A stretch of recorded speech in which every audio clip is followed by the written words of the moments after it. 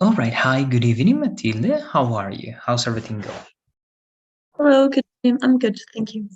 Great. Let's please begin today's class. We have this lesson that actually I think this is going to be the last one. Tomorrow we have the last class to work on just a review for everything. So we are about to finish, right? Practically, again, this is the last thing we're going to do. So let's begin. If you don't have any questions about the previous lessons or details that we worked on, let's begin with this class that is reviewing the phrasal verbs lessons that we covered before, right? I'm talking about the separable, inseparable ones.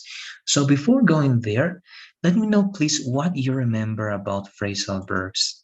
Matilde, I'm going to, okay, tell me please everything you remember. Try to give me a definition, what they are, try to give me the division, right? Separable, inseparables. And if you remember, try to mention some phrasal verbs that you can use in a couple of examples. So let's do it, please. Okay, so what I remember, phrasal verbs are usually just, yeah, words that together they have a specific meaning. The inseparable ones is because we have to use them together and we cannot change the order in a sentence. They have to be together. And separable, phrasal verbs, they can be separated when we write a sentence.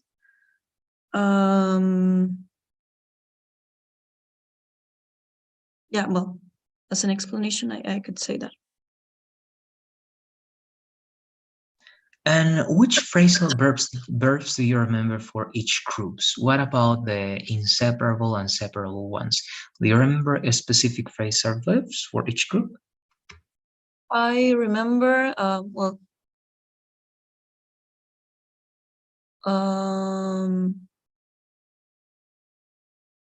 for writing emails, especially I like looking forward. I think that's a phrasal verb. Good. It has three elements, right? Yeah, looking That's a forward phrasal verb. to. Yeah. Correct. Good. And what's the meaning of that one? Let's try to use it, please, in one example. Okay, so I'm looking forward. I'm looking forward to meet you next Monday. Good. It is good. Just one detail. Remember, as this is a phrasal verb and each part is a particle, and we can also call them prepositions. And as to is not going to be infinitive and it's a preposition, right? After to, we have to use the gerund. Yeah, to meeting you. To meeting you, exactly. Good. Yeah. That's great. So that's one example of, well, actually an inseparable phrasal verb, right? That's an inseparable one. What about a separable one? What example can you give me from, well, using any phrasal verb that you remember that is separable? Okay.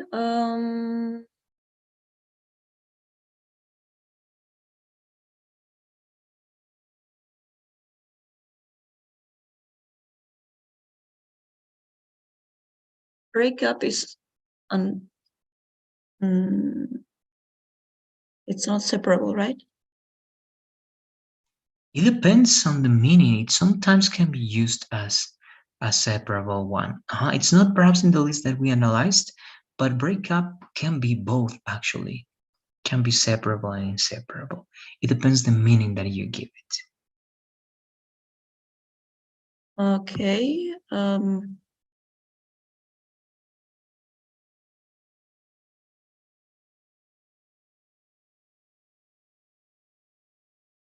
But how? Which will be the difference then? In the meaning, if I want to use it separate or in a separate way. It depends. Look, if you use that in a separable way, it's not going to be, for example, like we have to break up, right? To break up as to stop a relationship, that's going to be inseparable, right? You don't say break you up, I'm going to break you up. No, we are going to break up, right? That's inseparable.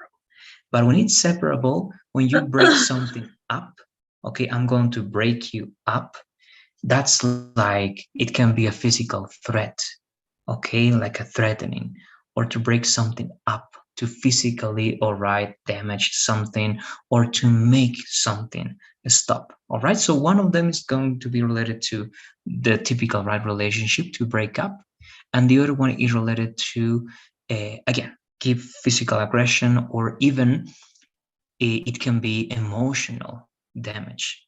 All right, because if I say I'm going to break you up, it can also refer that I'm going to damage you emotionally. All right, so it's the idea of not always, but destroying something. Again, it can be very aggressive. Okay, so that's going to be the difference. One of them is going to the aggressive side of the word, and the other one is just about stop doing something. All right, and the one that we use most of the time is the inseparable meaning, right? To break up with someone. And that's why actually that phrasal verb is going to be commonly used in a three part, right? Break up with, but actually it can also be wake up as well.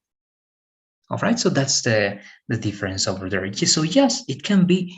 And also remember, you have something that is very common, that we have a pick up, right? Pick up is another separable phrasal verb. Also, we have cheer up, right? To cheer you up, to pick you up, right? So those details, good. So that's what we need to practice here, right? That's why we're reviewing, so that we can, again, remember those elements so that we can apply them more often. Okay, so let's take a look at these phrasal verbs.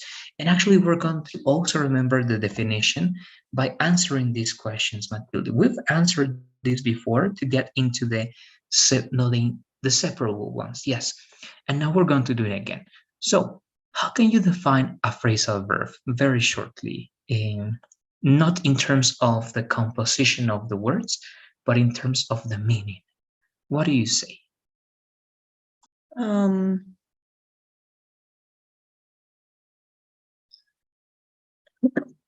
I mean, it's a verb. I mean, but yeah, composed by two or more words, but it has a meaning itself and not necessarily related with the meaning of the verb. Yes, that's perfect. You can simply say it is an action, so it is, in other words, just a verb, right? And what you're saying is great. It's composed by, right, the main verb plus one or two particles, and anything else or anything beyond that will be just a complement, right? But it is a verb, an action. Good. So we have the second question, right? Is a phrasal verb used as a verb? Yes, because it is a verb, right? We can call it like a compound verb, right? Because it's not just one word, it's compound of two or more elements. Then, if it's a verb, what do you say? Can we conjugate it in past, future, and any tense that we want, or do we have some limitations? Um,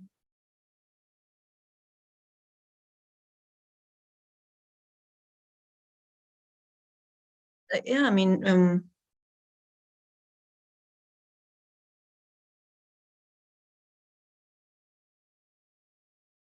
I, yeah, I think so. I'm trying to think if there's a tense that cannot be used. I would say yes. Yes, in general, we can say yes to this, right? Again, we always have exceptions, right? It depends on the meaning of the word. For example, sometimes it's going to be way less common to see a conjugation in one of those verbs. For example, run into, right? Run into is to find someone accidentally or by accident, right?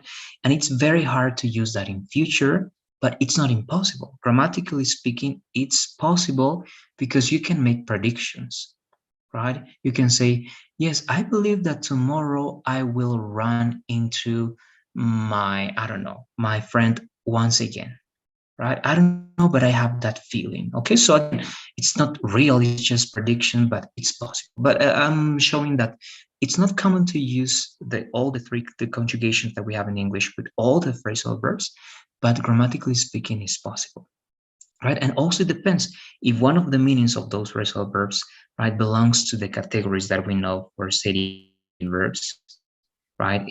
Feelings, sensations, or possession, measurement, right? If one of those phrasal verbs can have that meaning, it means that perhaps we cannot use the continuous tenses, right? But again, that's going forward. In general, we can use them with the three right tenses that we got: present, past, and future, but we always have exceptions, right? But yes, and the last one, this is, well, let's see, what is the answer over there, Matilde? Eat out. How do you conjugate that phrasal verb?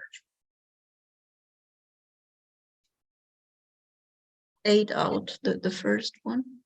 The first one, right? We know that it's irregular, of course, we don't use eat it. And we also know that we don't change, we don't even, right, conjugate the particle, right? That's not possible. We only do that with the verb, right? So again, that was to review. Now let's remember the meaning of these verbs, these phrasal verbs over here. Let's try to start. Let's take a look at them one by one. What can you tell me about go on in the sense of the phrasal verb? What is the meaning of go on? Like continue, like please go on, like continue what you're Yes, doing. perfect. What about go over? Um,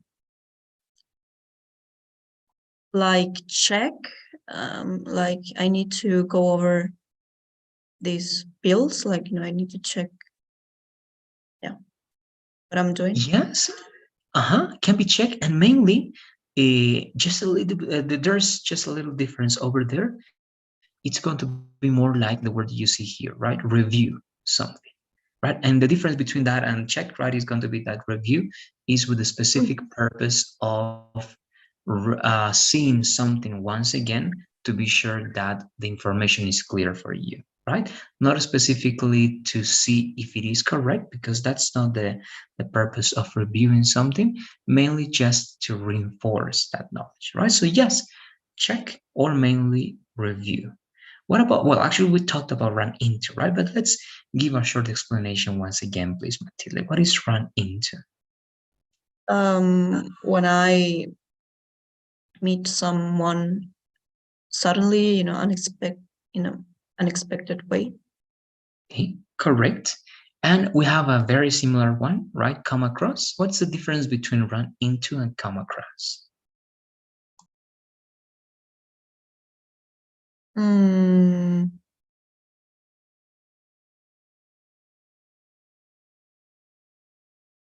I would say, run into, well, at least I think I heard it mainly when I'm referring to people, and come across, it could be something as well. So I would say that. Yes, correct. Even in grammar, the conjugation they give you, actually the formula they give you, is run into someone and come across something, right? But the meaning is the same. Meet someone unexpectedly, find something by accident. So yes, the essence is the same, but the object with which we use them is different. Good. And get off. This is the last one. What do you know about get off? Um, like get off the car, like leave the car. Yes, exactly.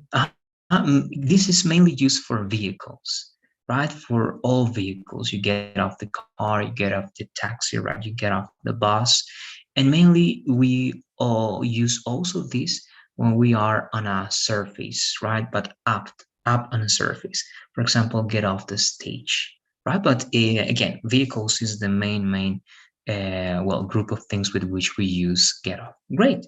So that's enough. We're going to go directly to the next part. We know this is a verb, right, that is composed and or consists of a verb and a particle or two. We know that. We know that we can conjugate that in any tense with exceptions. And here we have, right, the example showing that it can be in present, it can be in future, and it can be in past. right? But once again, some of the tenses are going to be better for some of those phrasal verbs. And we know this, right? We talked about it at the beginning, inseparable and separable phrasal verbs. So let's begin with the inseparable review. Okay, we know that we cannot put an object in between the phrasal verb. That's only possible with separable ones. So once again, please, we're going to take a look at only the main elements we now come across. So we're going to actually, all right, focus on these two. Count on something or someone and fill in for someone. So let's read, please, Matilde, the meaning and the example that we have for each of those. Count on something, someone, meaning depend on, relied on, and example, I'm counting on you to send me the information by the end of the day. I need it as soon as possible. And fill in for someone, substitute for the president of the company is traveling, so the vice president is filling in for him at the meeting. Okay, thank you very much. Okay, so again, we know count on, that's very common. Fill in for, it's an interesting one, right, that can replace the idea of substitute. So let's start practicing once again, please. We are going to do the following, please, Matilde. We're going to go to the document that we got, and we're going to write one idea that is composed of two parts. And you decide how you want to connect those two ideas. Okay, it can be with fanboys, comma, fanboy. It can be with transitional words, right? Semicolon or period, transitional word, comma, and the next idea. Okay, one of those two. Or even you can use subordinated conjunctions. That's when, while, because. All right, that's another way to connect. And with that, remember, you don't use commas if that's in the middle. Okay, so you have three ways. Coordinated conjunctions, the fanboys, comma, fanboy. Subordinated conjunctions, don't use comma, they are in the middle, because, when, while. And transitional words, there you need semicolon or period plus that transitional word. And that's it. Let's do it, please. Let me know when you are in the file to start with the time, and let me know if you have any questions before starting, please. Okay, I'm going there. So I have to use these two phrasal verbs, right? Exactly. Just the two of them. And you can decide, of course, it's expected that you are going to use one in each complete sentence that you got, but if you use them together and still you have a two-part sentence, it's still good. But yes, the two of them, please. I'm there. All right, so let's do it, please. 2 to 3 minutes, and we take a look at what you got, Matilde.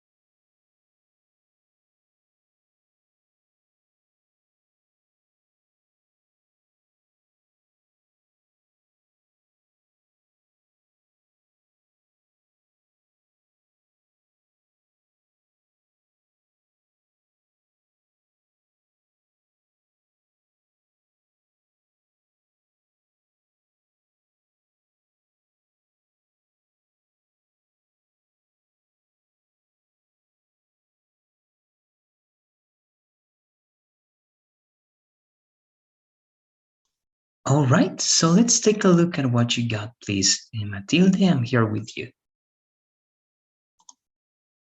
You shouldn't count on him for that task. He's not capable or responsible enough to do it. Don't forget about what happened last time. For that reason, you should find someone to fill in for him. You'll thank me later. All right, thank you very much. I think we're working with this good. All right, I'm going to just highlight the two of them, count of him. That's good. Just remember here, there's, I think this is the only detail, as these are two complete ideas, right? It's better if we use this one over here, right? You shouldn't count on him for the task, semicolon, he's not capable or responsible enough to do it. And here you should find someone to fill in for him, right? Or substitute that person. You see? Yeah, so good. I have no, well, no observations beside that semicolon. I don't know if you have any questions to go to the next part. Let me know, please. No, no questions. It's okay. Okay, good. So let's keep going here. Let me put this, I don't know where, I think down below. And here, so we worked with these elements, most of them. So we are just going to take a look at, okay, look into, I believe, and one that we need to reinforce. I think all of them are clear. So we're just going to reinforce the idea of using gerunds with this. Okay, so the last two, please. Matilde, look forward to and look into. Look forward to something. Feel happy, excited about something in the future. I'm really looking forward to our family vacation in Florida. It's going to be awesome. Look into something, investigate. I'm looking into the possibility of taking an intensive English course in Australia next year. Okay, thank you very much. So, right, to be happy, excited about something in the future and to investigate, right? Both with look. These are one of the many phrasal verbs that you have with the verb look. So let's work in the same way, please. Matilde, let's use these two elements in one sentence that can have two parts. All right, it's enough again if you have two complete ideas, one complete idea and the second complete idea divided by one of these connectors. That's more than enough. All right, so let's do it, please. Again, if you have any questions, let me know. If not, let's begin and we check in the same way, please. Okay.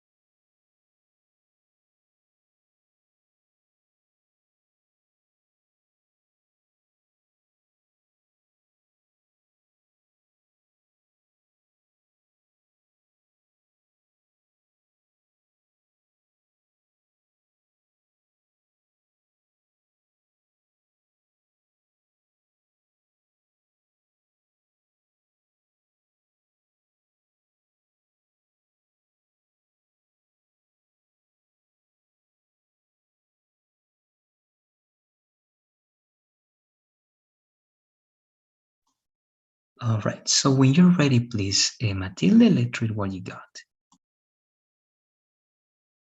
Okay, I think, yeah, I think it's okay. I really look forward to seeing you at my birthday party. You should have bought your tickets by now. Have you looked into the flight sales shared by that new tourism company? All right, thank you very much. Okay, so, right, look forward to seeing you reinforcing the usage of the gerund. Very good. Uh-huh. This is like even we imagine that it's not the case, right? If it's not the case, that's going to be this piece of advice like criticizing that it hasn't happened yet, but that person should have bought it, right, already. But it's not the case, right? Then you are asking a question and you have here look into in the past participle with the present perfect. So yes, everything seems to be working good. Again, any questions about it, please let me know, Matilde, because I have no observations over there. I don't think so, no. All right, let's keep working, please, on these elements.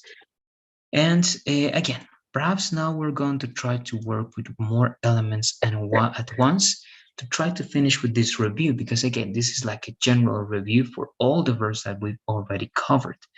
So here we didn't get to see run, no, sorry, settle on, and take after is very special. So these are the two we're going to work on with here, please. Matilde, let's read those two, please. Okay, settle on, decide on, choose. I was debating what type of fitness class to take, and I finally settled on yoga. Take after someone, resemble in looks or personality. She's very friendly and extroverted. She takes after her mother. Okay, good. Thank you. Now again, to get to work with also the inseparable ones, or sorry, the separable ones, we're going to work these two just by speaking. So give me please one example. It can be again compound, simple, complex sentence using first settle on. Actually, try to, yes, to play a little bit more with the words. Actually, try to give me one idea, one big idea, well, enough to use these two in that same idea, like you are doing in the writing, but just in speaking now. All right, so what can you tell me? Try to think of anything in which you can use settle on, that means deciding or choosing, right? And take after, that is resemble in looks or personality. And again, they don't have to be closely related, so you can use like a stronger connections to create a division like transitional words. However, nevertheless, additionally, whatever comes to your mind. So what do you say? Try to tell me, please, one idea using these two elements. What could it be? Okay.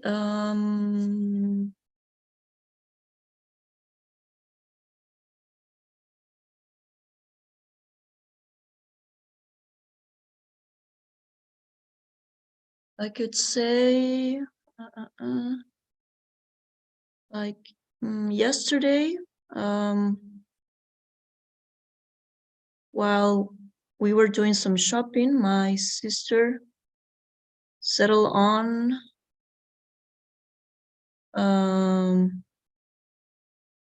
with the cheapest clothes. I guess she takes after my father.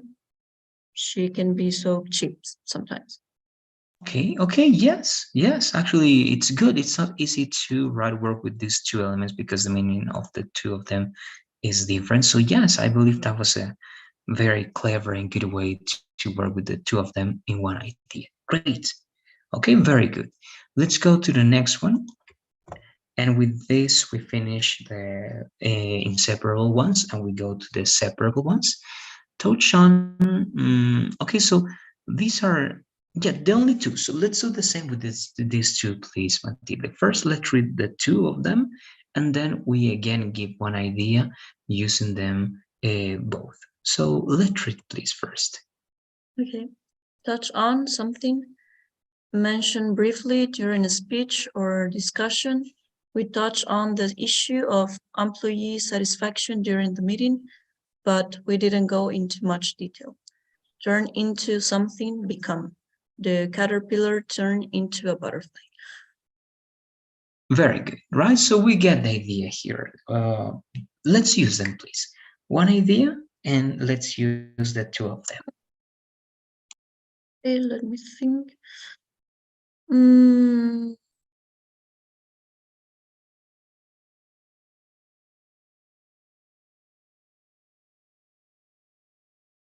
this morning, when I was at work, we touch on a very sensitive issue with my boss. The minute we discuss it, she turned into a whole different person. Sorry, great. Again, a interesting way to mix these two elements that can be different, and it makes lots of sense. So great. I have again no observations, comments over there. This is mainly again to remember these phrasal verbs so that we can use them. So now let's try to do something before going to the last review for separable ones. Let's try, I'm going to the next part. So let's try to mention, please, all the phrasal verbs that you remember from that list. So which ones can you mention? Just mention without the meaning or example. Mention the separal. No, the inseparable that we just that. The previous one. Okay. Exactly. Well, we used count on. We used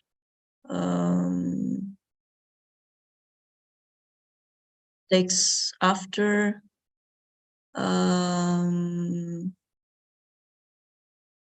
We just used settle on.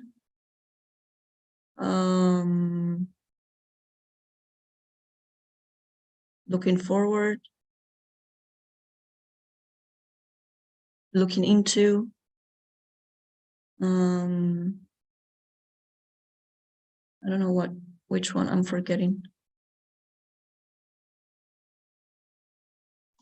Good. We're very good so far. We're just missing all the ones that we got at the beginning. All right. These ones over here, fill in for. Yeah. Right. To fill in, that's going to be to substitute, right? Someone. Here you mentioned them. Yes, you did. Over here as well. Yes, take after, settle on, touch on, and turn into. Right. I think this also. But good. Very good.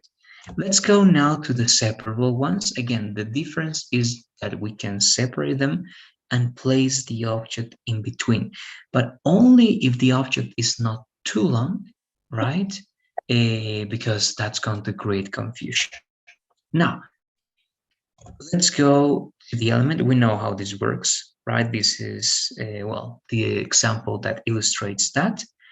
And this is the rule that I was telling you. And yes, the other important rule is if we have pronouns, they have to be in the middle of the phrasal verb, right? So that's a condition. If it's a pronoun, it has to be in between.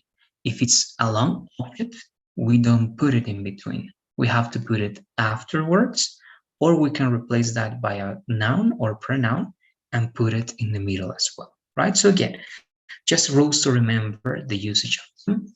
But now we're going to work on first again some writing examples. So right here we have call off. We mentioned that, but we're going to practice now with that. Cheer up, we know that one. Chop up like cat. Do over, repeat, figure out. So let's work with chop. All right, these two. Let's read those two, please, Natik. Call off. Call something off. Cancel. It started to rain 10 minutes before the soccer game, so they call it off. Chop something up. Cut something, usually food, into small pieces. The recipe says to take 3 onions and chop them up. Great. Thank you very much. So again, these two can be used in different contexts, but again, the challenge is to use them together. Now we're going to go back to the writing part. Okay, so please, Matilde, if you don't have any questions, let's go back to the file and let's write again one complete idea that has a minimum of two parts in which you can use these two elements.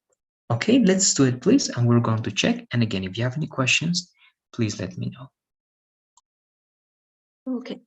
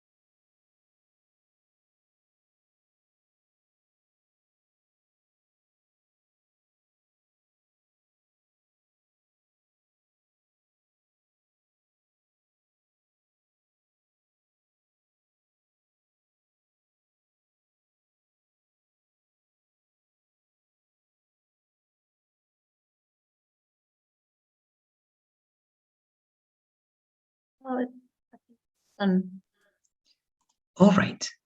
So um, here now, let's read please what we got.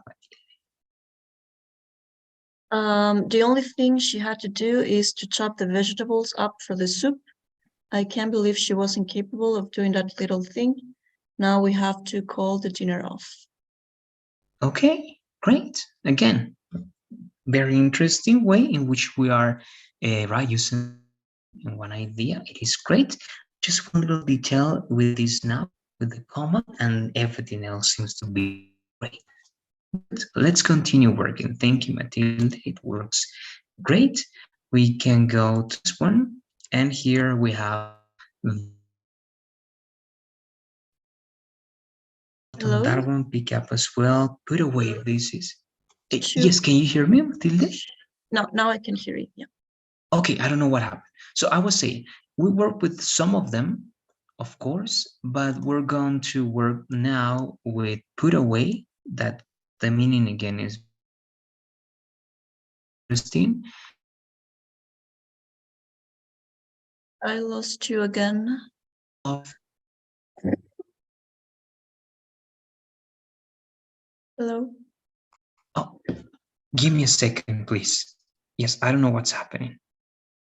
I think it's my connection, Matilde. I'm going to turn off this.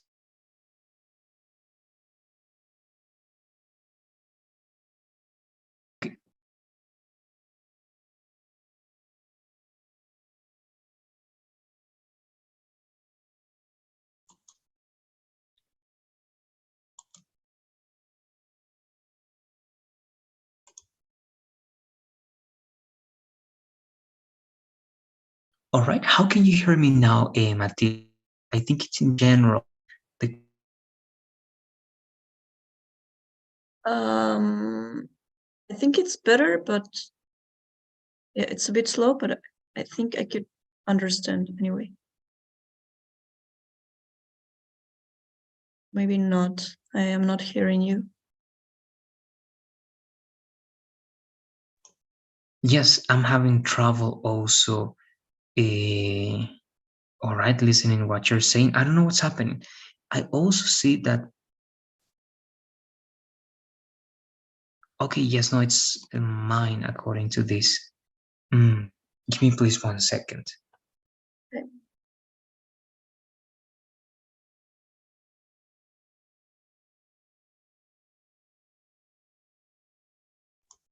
Okay, let's try to work like this. Perhaps just using the audio is going to be working. Let's open the presentation, please, Matilde. This is the last unit. So on Google Classroom, go to classwork, down below up to unit 4, and this must be lesson number 3 or number 2. Let's look for that and open the presentation and go to the part in which we are. Let me know when you are there, please. Okay, phrasal verbs, several verbs.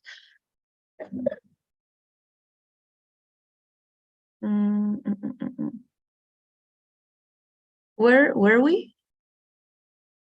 This is the chart of separable. It says give something out, let someone down. Okay, I'm there. All right, great, good. So, right, we have to work in this way. Let's try to do it. Let's read, please, put away, and we're going to work with let down. Okay, let down and put away, please. Let's read the two of them. Okay, put away and let down. Okay. Let someone down, disappoint another person. He really let me down when he forgot my birthday. And put something off, not put something away, put something in the correct place. After you're done reading those magazines, please put them away.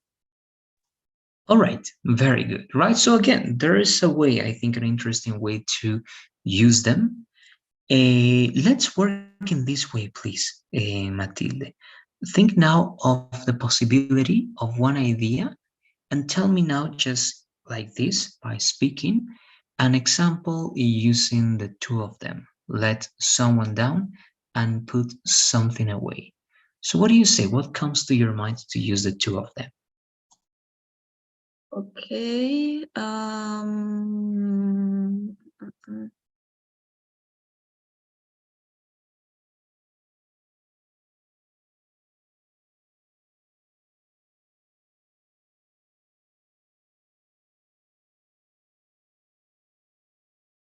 I could say she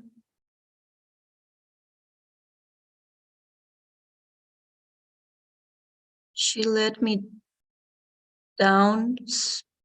She really let me down, and I don't know. She pretends that I'll forgive her with a present. Please put that present away. I don't want to see it. All right. Yes. Yes. If you, in that case, right, it can have a place, right? If you're taking, right, something from a place and you say that, you are right saying that it has to be in its place once again, right? Perhaps being a present doesn't have a specific place, but if it was in one, right, spot and you want it back in that exact place, I think we can use it. So yes, I think it works with that logic. So I don't know if you have questions about this set of words before going to the next part, Matilde. Let me know.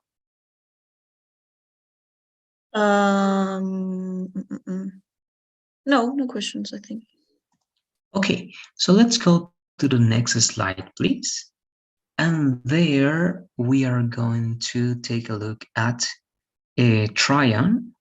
All right, that's common. We have to reinforce that and turn down. Those two, please. Try something on and turn someone or something down. Let's read that, please. Try something on. Wear a piece of clothing temporarily to see if it's the correct size. I really like this dress. Can I try it on?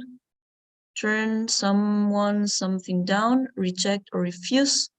She got a job offer from a big company, but she turned it down to pursue a career in music.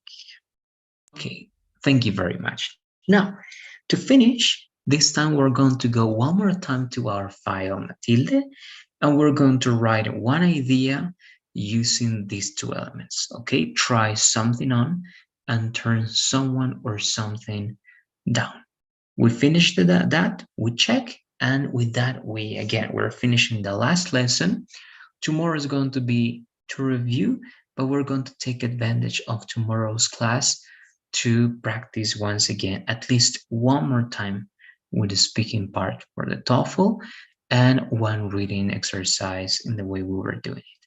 But to finish today, please, let's do it. Let's write one idea using the two words. Let me know, please, when you're done to check.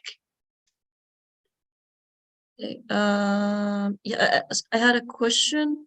I have a question before. Yes, tell me, Matt.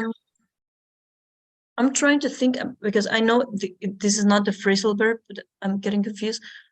When you want to return something, which phrasal verb is that? Because I'm confusing with turn something down. Like when you want to return something you bought, for example. Return something in the sense of you found something that you don't like in the product or that is not working, like a Yeah. refund. Yes. Okay. That's All right. So actually, no, turn down is mainly for this one. okay. Okay. To turn something back sometimes can be, but that's not going to be the case. To get back, to give it back, but no, mainly to get a refund for something, or to, I'm not finding the expression for that one. No, actually, I'm not thinking of that a Matilde. I don't have the expression with me when you Yeah, but want that's something not back. turn down, right? I mean, No, it no, no, doesn't no. have It's that not purpose. down. Okay. No, no, it doesn't have that purpose. It's just mainly, right, you look for a refund, you mainly say this. When I use that word, I just say to return the product. I'm going to return it, or again give it back, but not turn down. Turn down is going to be mainly for this, or to when you talk about the volume, right, increasing or decreasing the volume, or rejecting something. But no, for that case, that's not going to be applied, Matilda. Okay. Okay. All right, so let's work on that, please. Try on and turn down.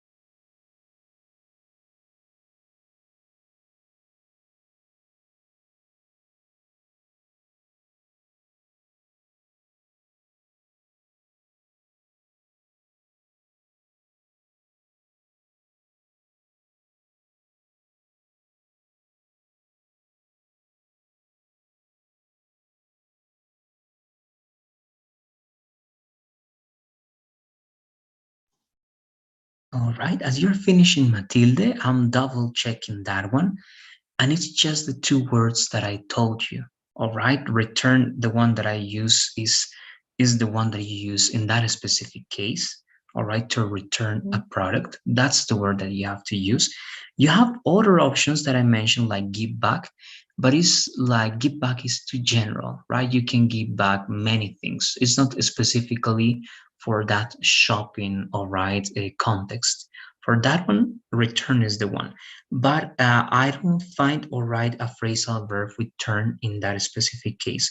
Just return, give back, give something back to, and refund. But refund is like from the part of the owner or the shopper, right? A owner, because they are going to refund, right, something to you. But in your case, when you are again, right, give it that back, you are saying you are returning the product. All right, so I don't find one with turn. Perhaps there's one that is specific, but I don't find it. Okay.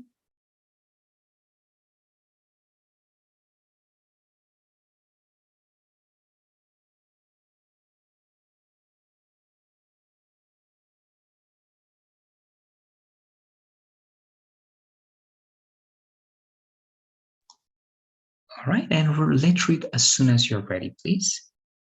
Yes, I think. Good, I'm here with you. So let's read, please. I'm going to be following. Okay. She bought this T-shirt for you. You should try it on. Oh, it should be here. But like, he bought this T-shirt for you. Try it on. He's being nice to you, even when you turn him down the minute he talked to you. Okay. All right. Yes. Yes. Making that change. Everything seems great, right? To try it on. We're talking about clothing and turn him down, rejecting someone in this case, right? So good. Again, I have no observations.